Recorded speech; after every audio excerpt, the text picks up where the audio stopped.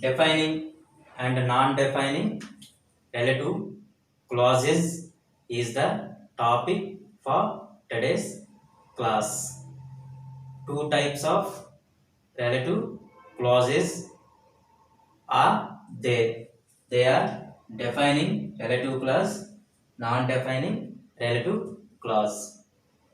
What is defining relative clause? What does it define? The defining relative clause defines or identifies the person or the thing that we are talking about. It just identifies or defines the subject that goes before it is called the defining relative clause. It just gives essential information. It just gives necessary information about the person or the thing that we are talking about. It also restricts or limits the person or the thing that we are talking about. Who, which, that, and whom are used in defining relative clauses. Let's look at these sentences. The first one, the woman who is standing there is my sister. The woman who is standing there is my sister. In the sentence, who is standing there is the defining relative clause. Here, the underlined part is the defining relative clause. Who is the relative pronoun. Here, the relative pronoun who introduces the relative clause. Here, the defining relative clause defines the subject or the noun that goes before it, which is also called its antecedent. The woman who is standing there is my sister. There are so many women, but only one woman is standing there. The standing woman is my sister. The rest of the women are sitting. Only one woman is standing there. I am referring to only the standing woman. I am pointing out only one particular woman. She is my sister. Here I am identifying who my sister is. I am not talking about anything. I am not talking anything about my sister. Here I am just identifying her. I am just defining her.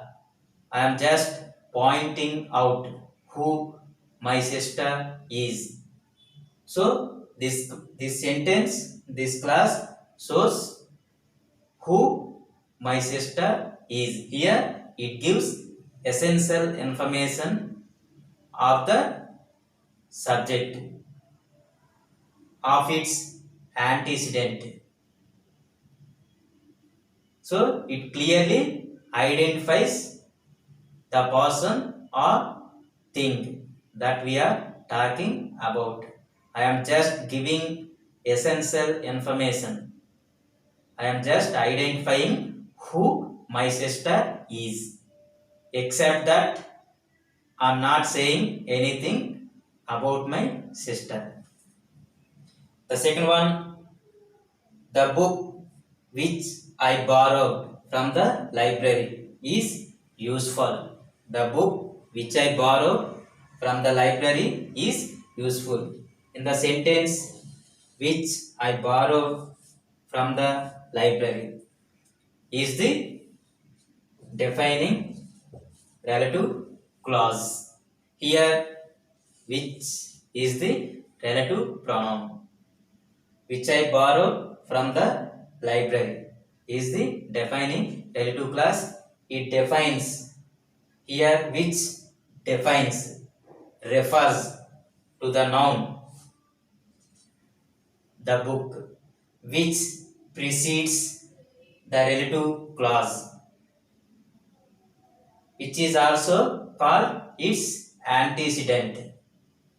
Which book I am talking about? I am talking about only one particular book. I am not talking about all the books in the library. I am not talking about the books with me. I am referring to only one book. I am identifying only one book. That is the book which I borrowed from the library is useful. Which book is useful? The book which I borrowed from the library. I am just identifying the book only. So, the defining relative clause gives only essential information, necessary information, important information about the subject. The defining relative clause is also called adjectival clause.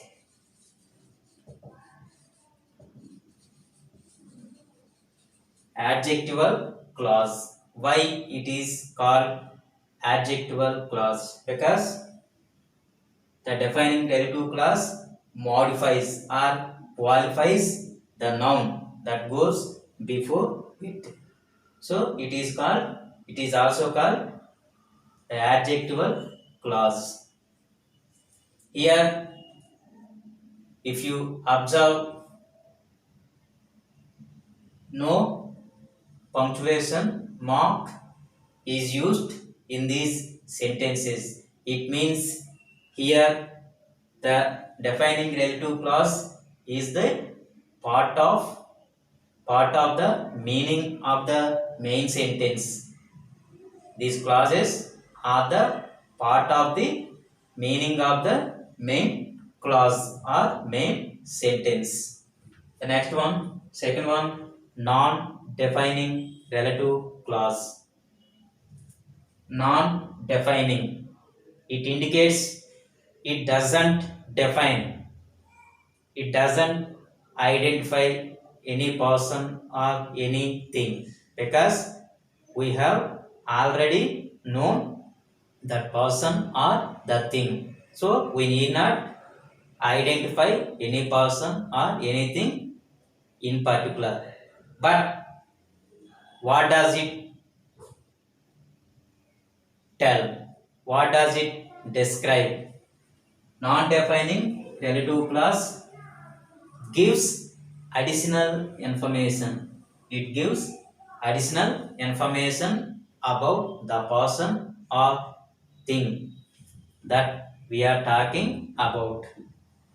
It doesn't give any essential information. The information is there.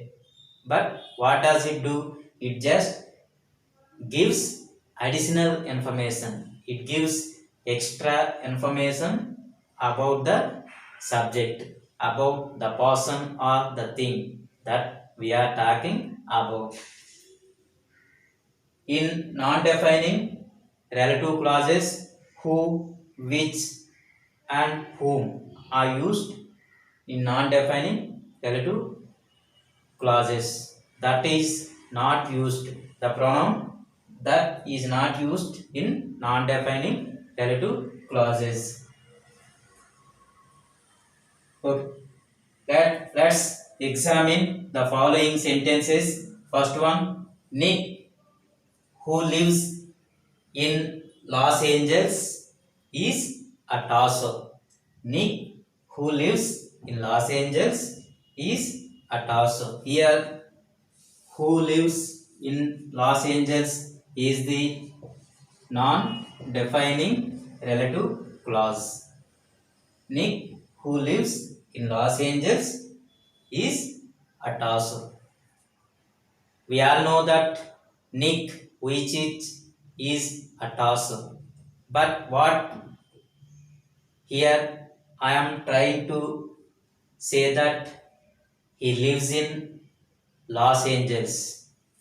If we look at this underline part, the underline part is separated from the subject or from the noun Nick. It means the underline part is not the part of the meaning of the main sentence. It is just additional. That is why who lives in Los Angeles, the clause is inserted between the commas. It is put in between the commas. It means here we are trying to give some additional information about the person. We all know that Nick Vujicic is a torso, but here I am giving some additional information. The additional information is he lives in Los Angeles. So to mark, to show or to mark the additional information, we use the comma. So here the comma separates the non-defining relative clause from its antecedent, from the subject, from the noun. That is the difference between defining relative clause and non-defining relative clause. No punctuation mark is used in defining relative clauses. Here, in non-defining relative clauses, the comma is used to differentiate, to separate the non-defining relative clause from its antecedent. It means I am not identifying any person, because we all know that Nick is a torso. Here I am just giving some additional information. But in defining relative clauses, we try to distinguish, we try to separate the subject, we try to distinguish the person or the thing that we are talking about. But here we just give additional information. Who lives in Los Angeles is the non-defining relative clause. It is separated from its antecedent, from the subject by a comma. Here the non-defining relative clause is placed in between the commas. It means this part is additional to this sentence. If we omit the underlined part, the rest of the sentence can be meaningful. It can stand by itself as a meaningful unit. We can omit this non-defining relative clause. Whereas in defining relative clauses, we can't omit the relative clause. It is part of the meaning of the main clause. But here it is not part of the meaning of the main clause. It can be omitted. The second one, the Taj Mahal, which was built by Shah Jahan, is in Agra. The Taj Mahal, which was built by Shah Jahan, is in Agra. Here, which was built by Shah Jahan is the non-defining relative clause. Here, which is the relative pronoun, who is also a relative pronoun. The Taj Mahal, which was built by Shah Jahan, is in Agra. We all know that there is only one Taj Mahal. It is in Agra. It is a known fact. But here I am giving some extra information about the Taj Mahal. The Taj Mahal is in Agra. We all know that. But which was built by Shah Jahan? Here I am giving some additional information about the Taj Mahal. So here the clause, the underlined part, which was built by Shah Jahan, is the non-defining relative clause. Here I am not identifying the Taj Mahal. Everyone knows it because there is only one Taj Mahal in India. So we need not identify, we need not point out, or we need not define the Taj Mahal. But here I am giving some additional information about the Taj Mahal. That is, it was built by Shah Jahan. So that is the difference between defining relative clauses and non-defining relative clauses. Defining relative clauses restrict or limit. Defining relative clauses restrict or limit the person or the thing that we are talking about. It just distinguishes, it just separates its antecedent from the rest of the people or from the rest of the things. But here it doesn't identify, it doesn't, the non-defining relative clause doesn't separate the subject from the rest of the people or from the rest of the things, because there is only one person. Nick is only one person. The Taj Mahal is only one thing. What we are doing is we are adding some information to the subject. One more example. My brother, who is a doctor, has gone to England. The second one, my brother, who is a doctor, has gone to England. Have you noticed any difference between these two sentences? Are there any differences between these two sentences? The two sentences are the same with reference to the structure as well as in meaning, except the commas, which make the difference between these two sentences. My brother, who is a doctor, has gone to England. My brother, who is a doctor, has gone to England. Both are the same except these commas. That makes the difference between the defining relative clause and the non-defining relative clause. Here, who is a doctor is the defining relative clause. Who is a doctor is also a non-defining relative clause. The difference is here we put the non-defining relative clause in between the commas. Here the comma separates the clause from its subject. It means here my brother, who is a doctor, has gone to England. It means I have so many brothers. Here I am just identifying one of my brothers who is a doctor. I am just identifying one of my brothers who is a doctor.